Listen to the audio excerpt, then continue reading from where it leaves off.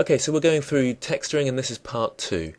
So let's look at our scene again. Let's, in fact, get rid of this light. We don't want that light there, and we'll make a planar light like we should do in cycles. So let's scale this down, rotate it around the X so it's got a little bit of an angle to it. And we're going to turn this into an emission. So if I add new here, you can see it pop up there.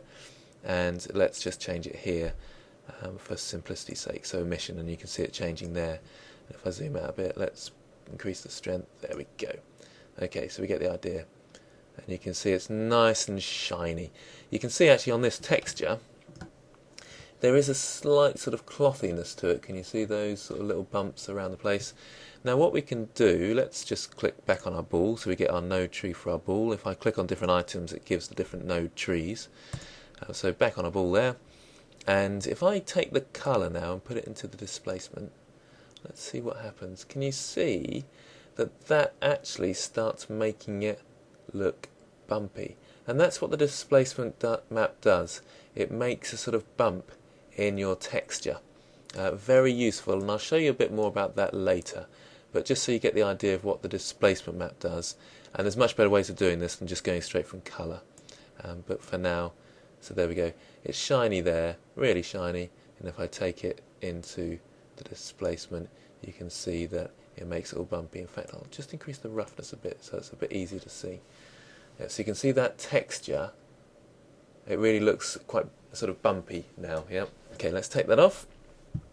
Okay, so we want to create our scene with a wall and a floor. So let's get rid of our sphere. It's much better, easier to click on things. That's why I left this open in here than it is in your render area, because you can see if I click on things here, I don't know what I'm clicking on, but over here it's much easier. Let's get rid of our ball, and let's duplicate this. Shift D is duplicate, and rotate X 90 degrees, and there's my wall and floor. Let's move this up there. Yeah, that looks fine, doesn't it? There we go. I've got a wall and a floor. So I want a wall texture there and a floor texture here. Let's start with the wall then. Add new over here, make sure we're on our materials, add new, and we've come up with this.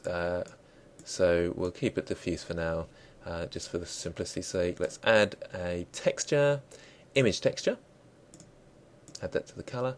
It goes pink for some reason if you haven't got a file open, but don't worry about that. And we must, let's just open our image texture, which is somewhere around here. What am I on? I'm on the wall at the moment, aren't I? Brick wall, there we go.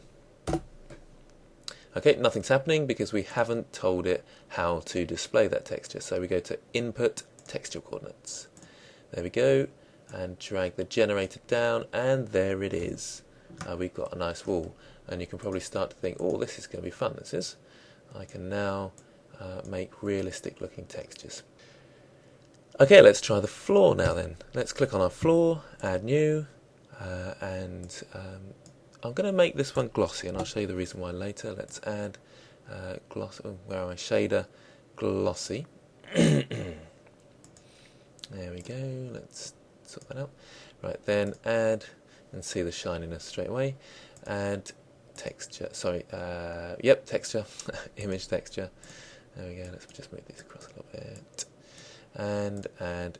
Oops. Add input texture coordinates. Let's load up our texture. My materials over here, urban, what am I, floor, aren't I? So urban floor, there we go, that's what that, and we can't see anything yet. Add the colour there, still can't see anything because we've got to generate some coordinates for it. There we go. Okay, now the reason I chose glossy is so you can sort of see this shine. It looks really unnatural at the moment, and that's because it's not got any bumpiness to it. So if I grab the light and move it across, it looks like a really shiny surface, which doesn't work for a brick floor. So if we go to our floor again, so click on the floor, you'll get the node tree for the floor. Let's try that thing with the displacement this time. And immediately, if we go in, you can see it doing its job, making it really bumpy. And that is starting to look a bit more realistic and gives you a much better idea of how the displacement works. I think floors aren't really that shiny, so let's put the roughness up a little bit. There we go, it's looking a bit better now, isn't it? We'd probably do the same for the wall, really, give it some sort of glossiness. We could even do perhaps a mixed shader there. But you get the idea. That is how you can create realistic looking textures for your models. The last thing I want to point out is about the textures that you use. Okay, let's go to the internet, which a lot of people are going to choose to get their textures from, and type in something like urban floor texture, and you'll get lots of nice textures. Okay, what you're looking for, there's two things to remember. If they've got sort of copyright written all over them, then you have to pay for those textures, and you must make sure any texture you get, you've got permission to use. Okay, a lot of them will have Creative Commons, and they're quite happy for you to use that texture for your own purposes, whether it be commercial or just hobbyist. Okay, another thing to look out for is, let's have a scroll down and see what we can find. Textures like this will not work very well because there's some perspective in them. So these tiles at the beginning here and the tiles at the end there, those are much smaller and these are much bigger. So when you put this on your object, it won't work because you'll just get this sort of texture on it. If you imagine this an overhead view of the floor, it will fade away and it just won't look right. What you need to look for are things, let's say this, for example, where it's nice and flat, there's no perspective. If you're taking your photographs even, then you need to look, try and as best you can to get this very sort of flat look about it. Then you can place your textures onto your objects and there won't be any distortion like this person has up here. The other thing that's sometimes difficult when you're looking at textures, you've got to try and find an even distribution of light across the texture. You don't want one corner being darker and one being brighter. You want your lights in your scene to be doing that job for you. The last thing you need to look out for is good tileable textures.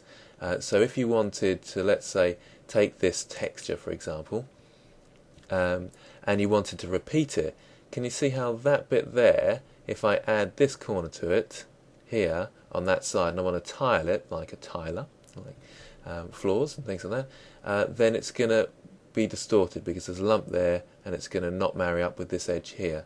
So tileable textures are textures you can download, and they're very useful because you can make them bigger or smaller dependent on your object. More about that in a later series though. Okay, hope that helped. Gabit Media.